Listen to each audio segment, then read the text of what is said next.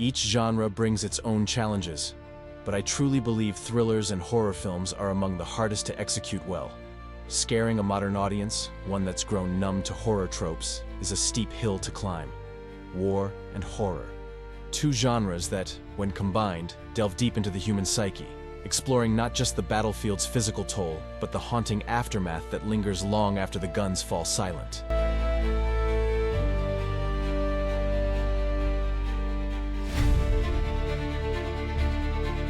Welcome to our countdown of the top 10 war horror films. These selections aren't just about jump scares amidst gunfire. They're cinematic explorations of fear, trauma, and the supernatural lurking within and beyond the battlefield. Directed by Michael J. Bassett, Death Watch is a standout in the war horror genre. Set during World War I, it follows a group of British soldiers who, after a failed assault, find themselves in a mysterious German trench. As they navigate the labyrinthine passages, they encounter supernatural forces that prey on their fears and guilt. Despite its modest budget, Death Watch excels in creating a claustrophobic and eerie atmosphere. The film's strength lies in its ability to blur the lines between reality and hallucination, leaving viewers questioning the nature of the horrors faced by the soldiers. Andy Serkis delivers a chilling performance as Private Quinn, embodying the madness that war can instill. Critics have praised the film's atmospheric tension and its exploration of the psychological effects of war. While some have noted its pacing issues, Death Watch remains a compelling example of how war and horror can intertwine to explore deeper themes of humanity and fear. Kang Soo Chang's R Point is more than just another war horror film. It's a deeply unsettling psychological thriller that lingers long after the credits roll. R Point was such a gift to me. Korean filmmakers, much like their Japanese counterparts, have long earned a reputation for crafting masterful psychological thrillers and horror stories, and this film proves exactly why. Visually, R Point evokes the grandeur and dread of epic war films like Apocalypse Now, Platoon, and The Thin Red Line. While its genre is different, its tone and direction reflect the same kind of intensity. Director Kang Soo Chang displays an impressive command of pacing and atmosphere. There are no lulls, no missteps. The tension is constant from the film's chilling opening all the way through to its violent, bloody climax. What especially elevates the film is its finale. It's an explosive, blood-soaked climax that echoes the gritty, chaotic energy of Quentin Tarantino's Reservoir Dogs, adding a sense of violent catharsis to a slow-burning narrative. When the credits rolled, I was left stunned, unsure of exactly what had happened, but eager to watch it again. And when I did, I was hit by the same wave of intensity as during my first viewing. That kind of rewatchable power is a rare thing in horror these days. What begins as a familiar ghost ship thriller reminiscent of Ghost Ship or Virus quickly veers into more complex waters.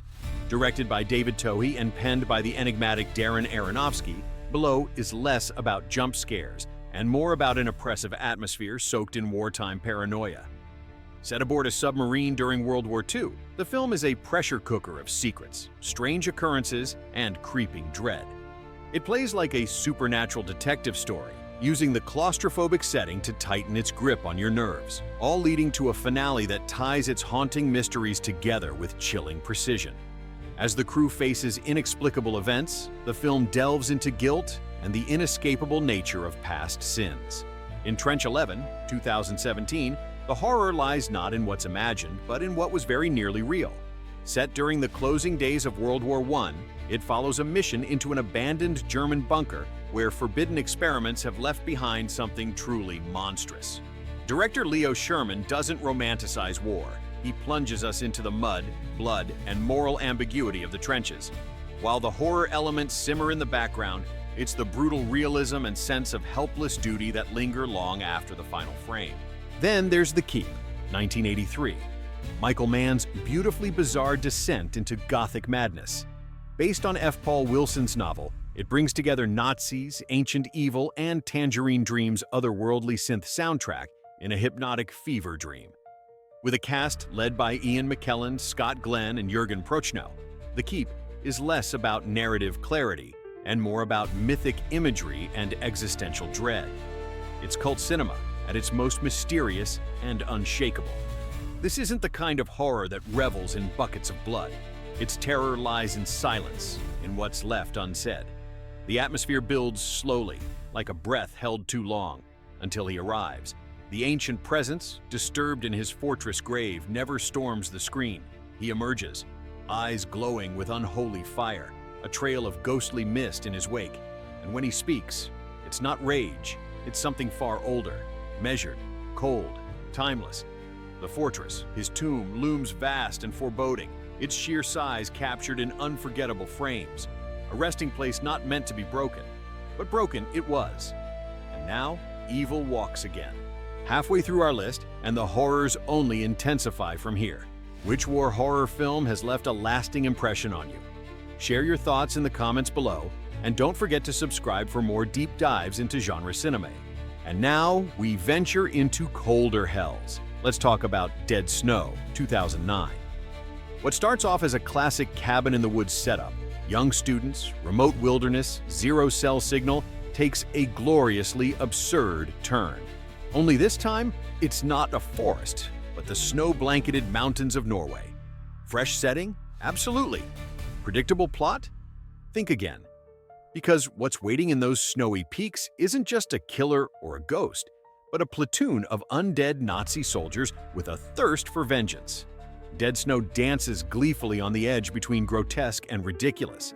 It's a zombie slasher soaked in blood and gore, but also a wickedly dark comedy with a twinkle in its eye.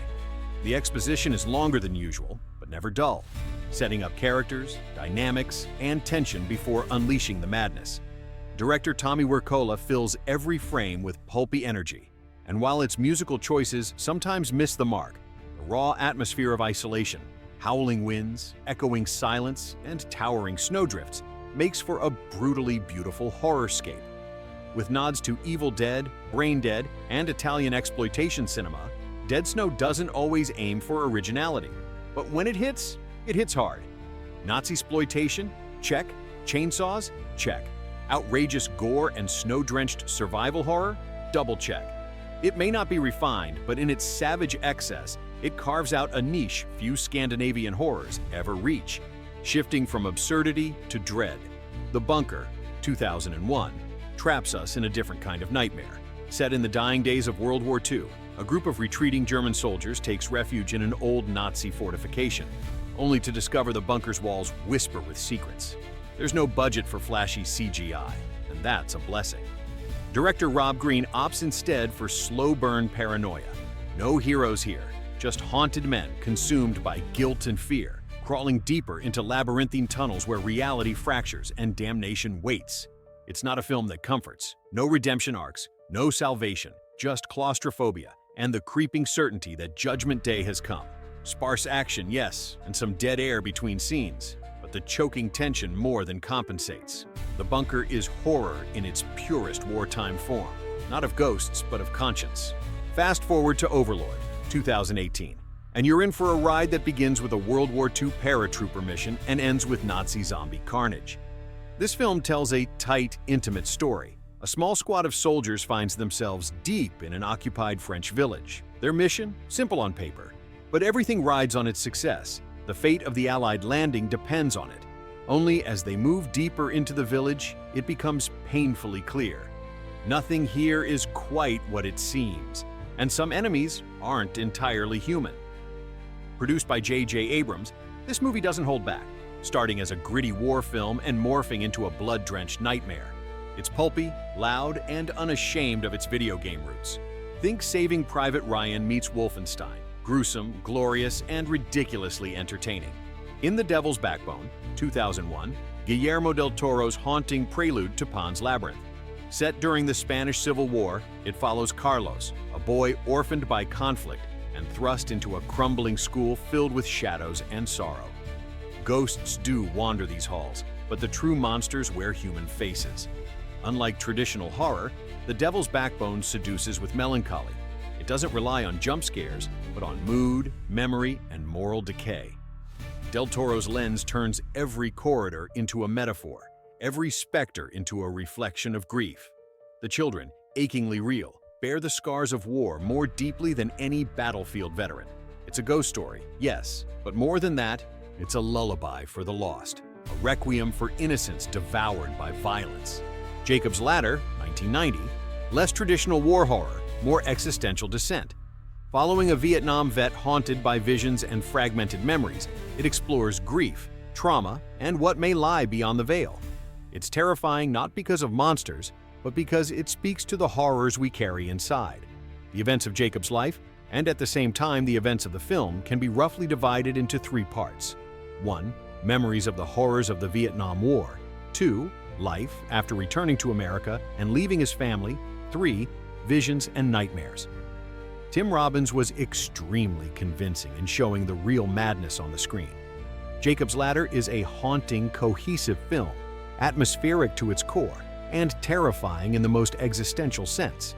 Director Adrian Lyne masterfully blends psychological trauma with real-world paranoia, touching on the dark rumors of psychotropic drug experiments allegedly conducted by the U.S. military during the Vietnam War.